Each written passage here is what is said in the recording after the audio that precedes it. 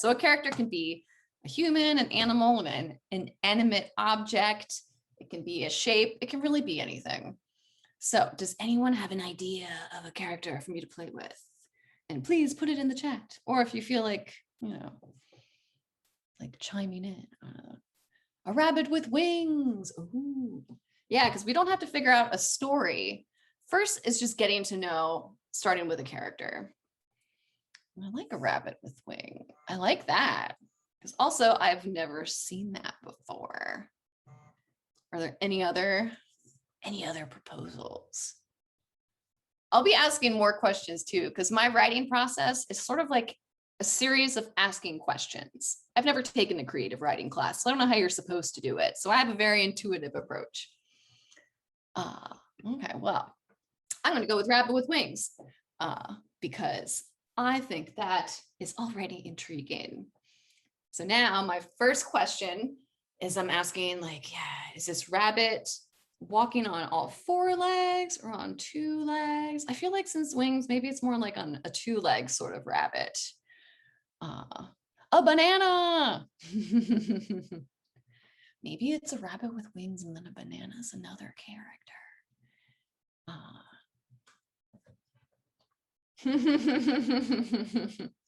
2 legs and wings for the front leg. Oh, so it's like it has wings instead of little front arms. I have a very interesting mental picture in my head. I feel like it might be limiting to have. Also, it might be hard for me to draw if the wings are the hands.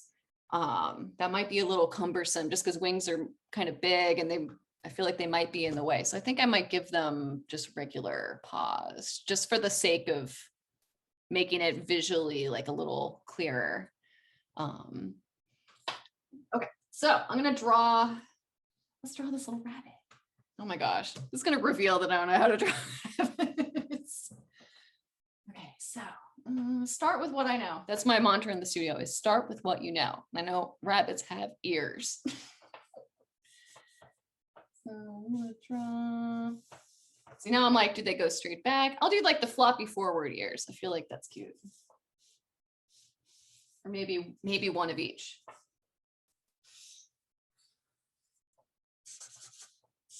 Like one floppy. I feel like they got the little nose. And I feel like cute. It's like cute little.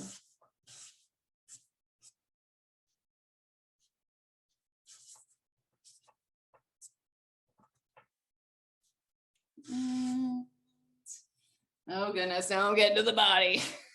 Oh,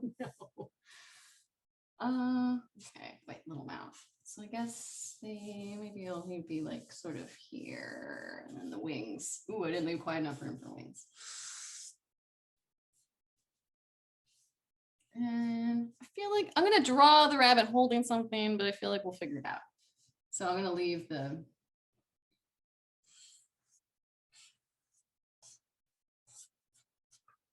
for something, a little paw. I feel like they got big feet. They're kind of big feet. And a little fluffy tail.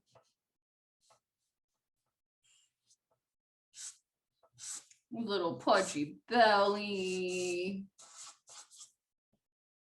Maybe, do they got a little fluffy belly? Maybe fluffy belly? I don't know. Now some wings. Ooh, I feel like maybe like little wings. I'll do medium size.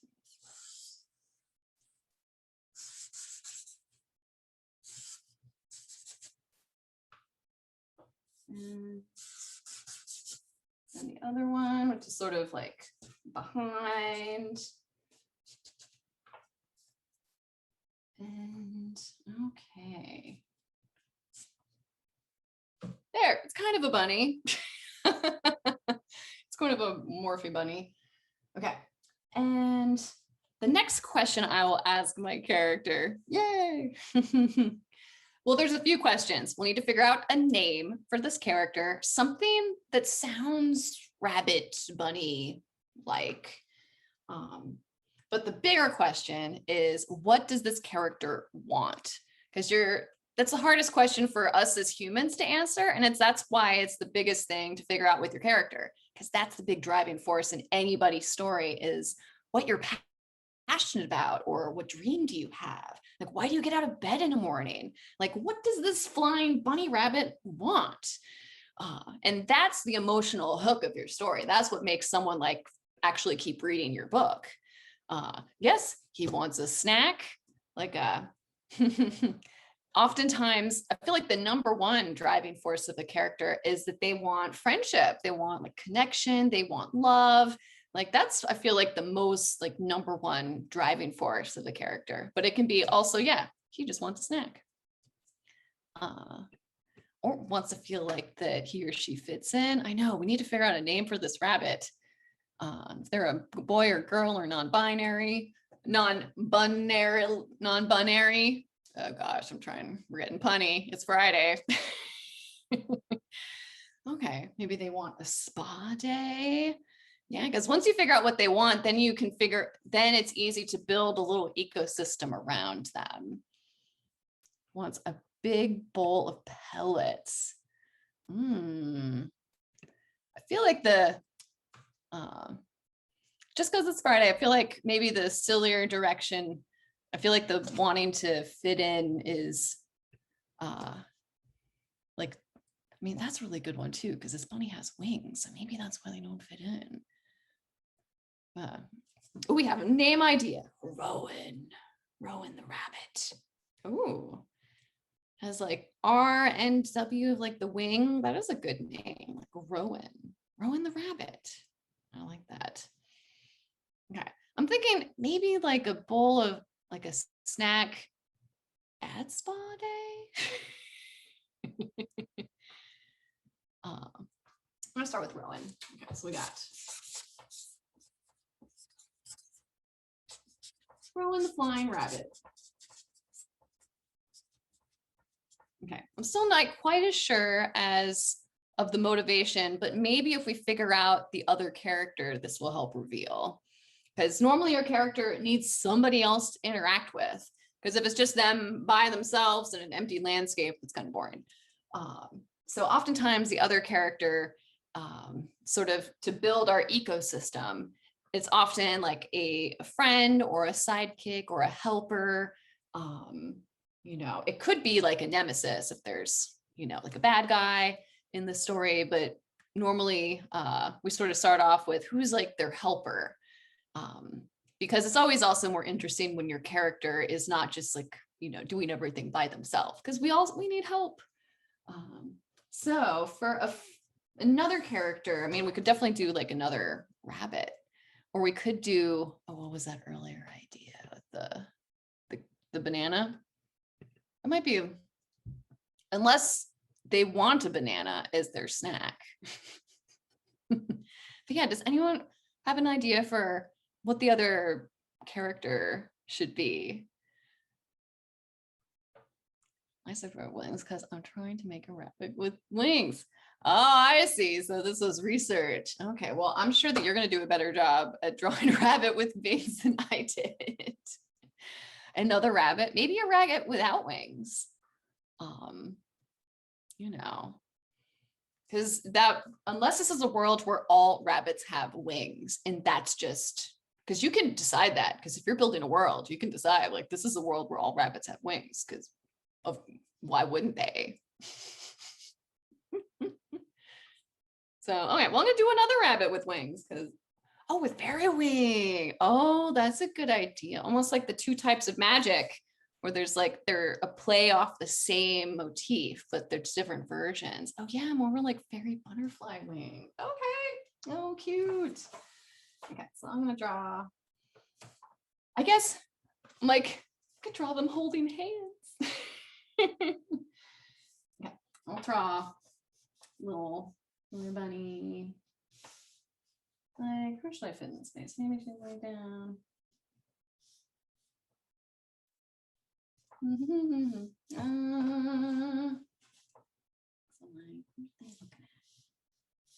I'll just draw like wavy.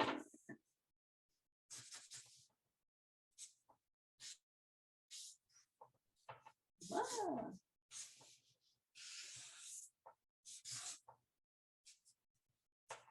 Like, hey, happy. Whoops.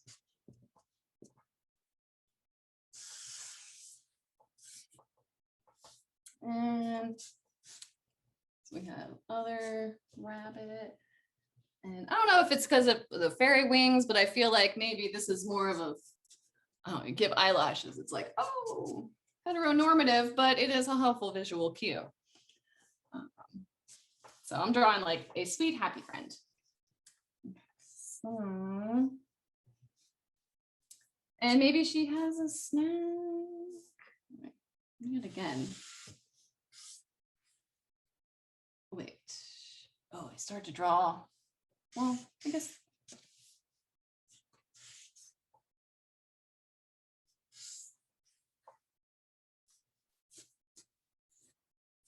They're almost like dragon wings. I gotta give, I don't want to look like dragon wings though, so I'm gonna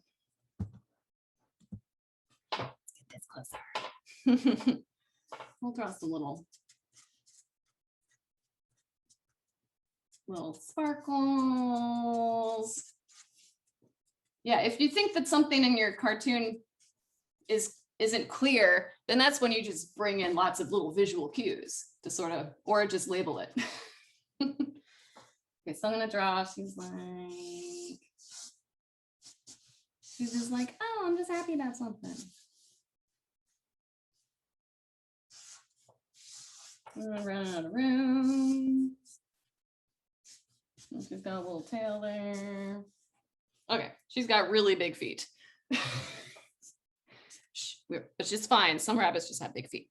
Okay, so we have Rowan and the friend. Oh, thank you for the, oh yeah, Dragon Bunny.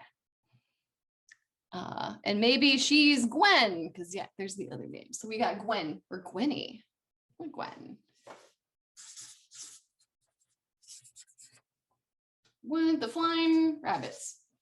Okay, now next question is, where are they? Where is the setting for these characters and their story to take place?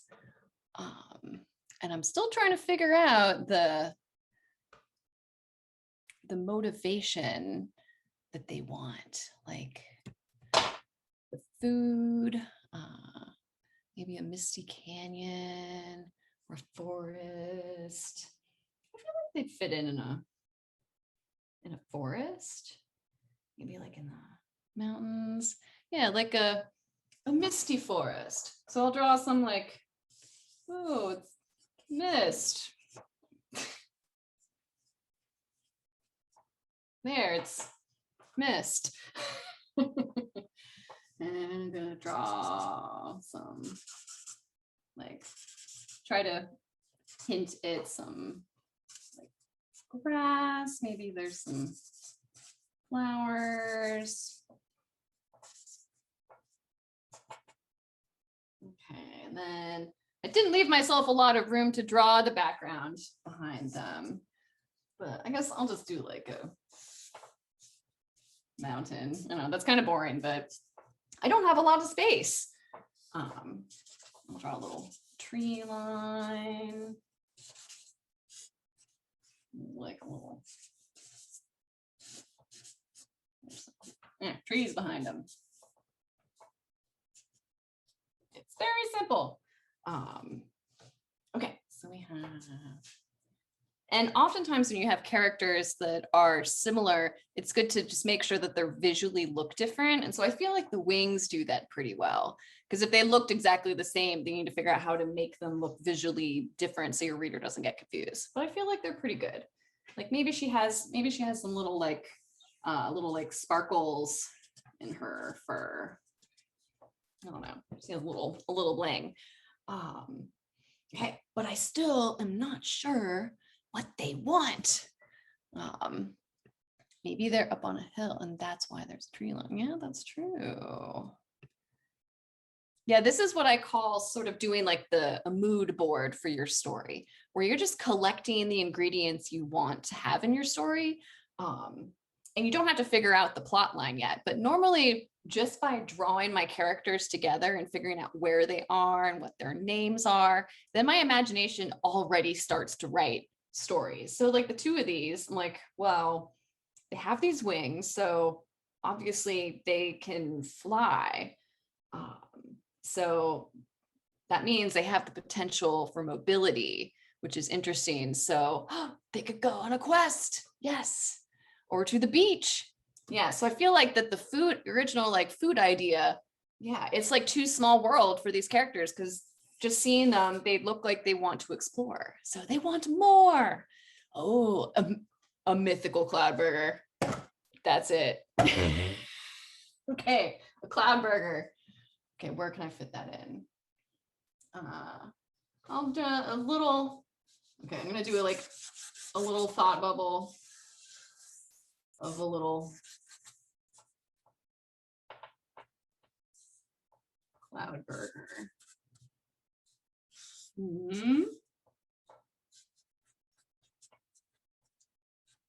Yeah, because maybe there's like a special restaurant that's up in the clouds and they've never been able to make it because maybe they'd like just got these wings and it's like too far. So maybe it's like, I don't know, like the epic quest for the cloud burger. Actually, I like that. Okay. So you can't really see it, but I drew a teeny tiny, you have to use your imagination. Tiny cloud burger. Because also maybe he's trying to like impress Gwen and like take her on an epic date or something. Already I'm intrigued.